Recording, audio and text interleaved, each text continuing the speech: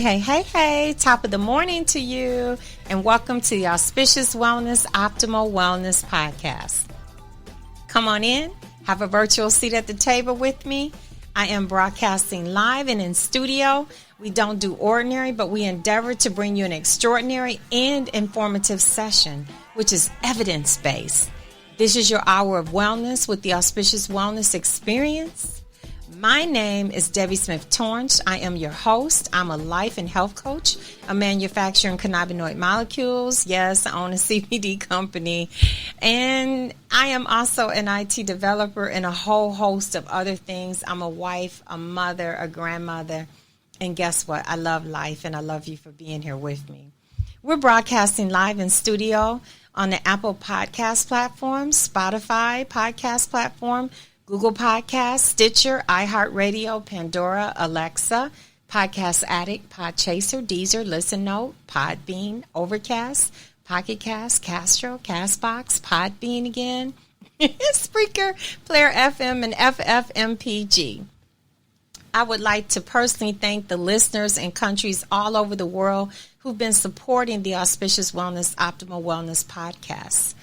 And I'm just so excited that you give this value this time, and our podcasts are growing. When I look at the stats and I look at the analytics, I'm like blown away. And so I have to acknowledge people that are listening and take that time out, because it's not all about me, it's about all of us.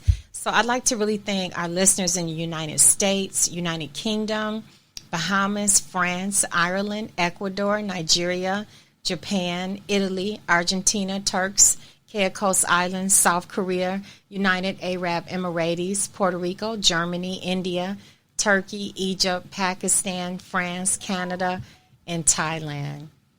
And I'd like to extend a special thank you to France and Ireland, who they were the very first two countries to really support. And I've got some people that are in one town that I see every week, and I just want to mention you. Thank you, Leinster, Dublin, for coming in here and listening. I know you're out there, and I know you're going to be on listening to this one as well, but I just had to acknowledge you. You've been there from the start, from my very first podcast. So thank you so much, Dublin. So welcome back to our 4-part series of Detoxing Your Body. It was going to be a 3-part series, but we have so much to cover on the detoxing the body part after detoxing the mind, so we had to split it into 3 more parts. So it's a 4-part series.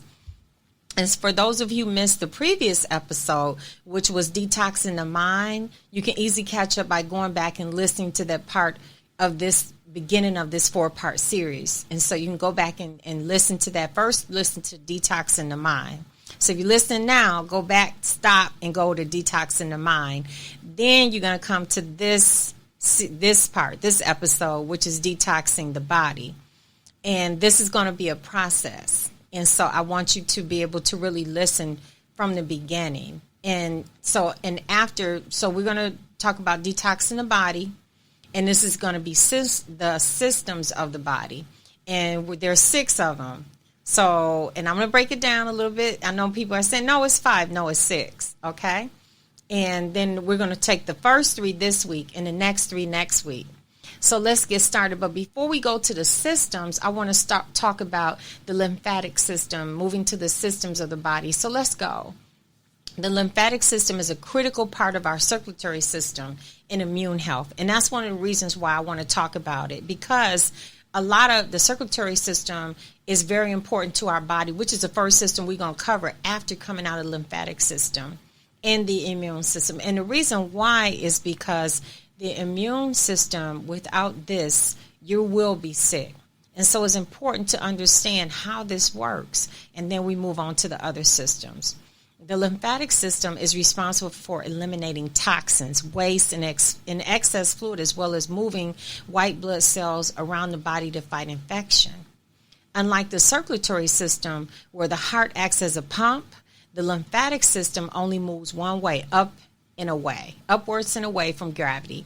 As the lymphatic system is trying to fight gravity, it can become clogged, and then you have too many toxins And then these toxins become a primary factor. For instance, me, myself, I ended up going into the hospital because I had I was really, really sick. I was at death's door. And I'm no longer sick anymore. I am actually in remission. I was really, really sick with thyroid toxicity of the thyroid, and everything in my body was shutting down. I went into a thyroid storm. And when you go into a storm, all your organs start shutting down at the same time, and you have to pray to come out of it. And, I'm here today. And that was another reason for me to become a life and a health coach. And that was another reason to come and start to share with you about things that we can do in prevention to help our bodies to stay healthy. And so there's another thing. So here we are.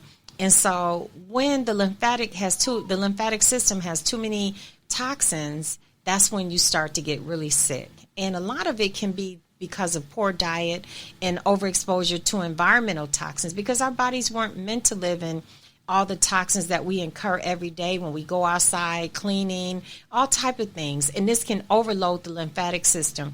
In addition, a lot of people don't get enough sleep. And one of the number one reasons why people get sick, because their bodies are not hydrated. And then you have stress. And then you get emotional trauma. You're stressed all the time. You're upset all the time. So then you just blow out your whole digestive system because it disconnects. Okay, it just totally disconnects because you're in a state of stress all the time. And so now you wonder why you're gaining all this weight. That's because there's too much stress on your body. And so that's another thing that we should always try to eliminate. And then as I do my health and life coaching series, I take you through some de-stressors of how to de-stress, how to work within your digestive tract, and how to keep it going and flowing. And so these are some of the reasons why we have the coaching series that I have. And so when we start to look at lack of movement and how that can stagnate and sometimes even stop the lymph flow system. And so when we tell people to move and get exercise, it's not because, you want to look like a bunny baby. It's not because of that. It is because it's for your health. We all want to look good. Men, women, we want to be beautiful. We want to be our best selves. But then the first thing we have to do is take care of our health, because you are not going to be able to move if you're not healthy. So when the lymphatic system becomes clogged, one of the first things that you start noticing, and a clue, is swelling in the body or lymphedema. And this usually occurs when toxins can't be eliminated from the body. So the cells aren't properly functioning, resulting in dysfunction and disease within the body. When the lymphatic system is compromised, the immune system is compromised, and you can't fight off disease. You can't fight off viruses because you'll be sick. Inflammation can occur when chronic lymphatic congestion occurs. It can contribute also to autoimmune conditions, and such as all kind of conditions that strike your autoimmune system. And so before we move to the next system, I want you to pay attention to this. Here are the 19 symptoms of a clogged immune system. Swelling in your finger, your ring finger fitting more tightly. That ring is tighter on that ring finger, but you don't seem to be gaining any weight. Well, you had too many toxins, too much going on. You're feeling stiff and sore when you wake up in the morning. Yes, stiffness, like I'm sore. Oh, what happened to me? All I did was go to sleep last night. Now I'm so stiff and I'm sore. Okay, it could be your lymphatic system. Cold hands and feet. You're cold all the time. Your feet. Yeah, look at that. Brain fog. You can't remember things. I know what I want to say. Can't get it off the tip of my tongue. I'm tired all the time. I'm fatigued. I'm depressed. I don't know why I feel so bloated. I'm trying to eat the right foods. It's a reason for all this. That's why we have our coaching series to help you through it and help you understand your body. Excess weight, food sensitivities, digestive issues, dry or itchy skin, sinus infections. When your body is talking to you, you have to listen.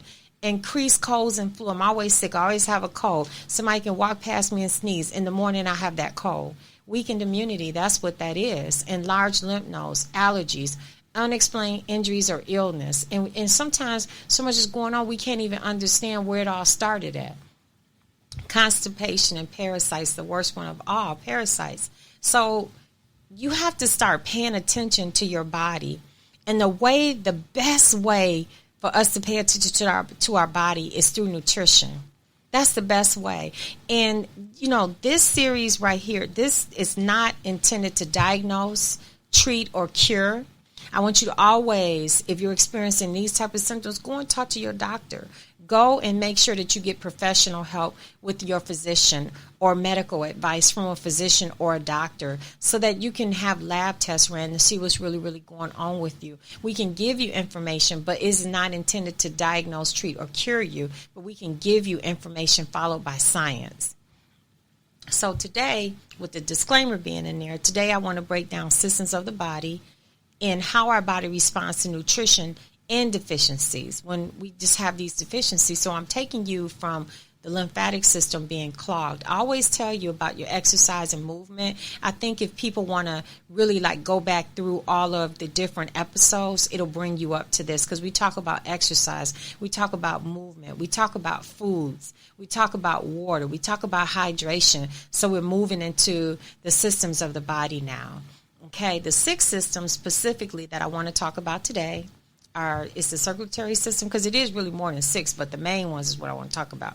The circulatory system, the nervous system, the respiratory system, and then the following week, because I don't have enough time in this to actually get to the whole thing. If I don't get to the respiratory system and I don't get to 2, then we move it down to a 5-part series. But for sure, we're getting through the circulatory system and the nervous system today for sure. If we have a chance and we don't run out, we'll get into the respiratory system. If we run out, then we'll do respiratory, digestive, and skeletal system, and the endocannabinoid system the following week. But we're getting through all these systems, and I only have an hour to do it. So if I don't get to those, don't worry about it. I'm coming. We're going to do it. Okay? So don't even worry about that. Okay, and so with that being said, let's get started, because and especially the endocannabinoid system, that's my field, and that's for the cannabinoids, and we do have an indigenous endocannabinoid system, and we're going to make that one last because that's the special one, and that's one of the fields that I am in. I do own my own CBD company, and we have clinical grades CBD and topicals and skincare. We have 5 different. We have the skincare anti-aging line, and then we also have our spa line for spas.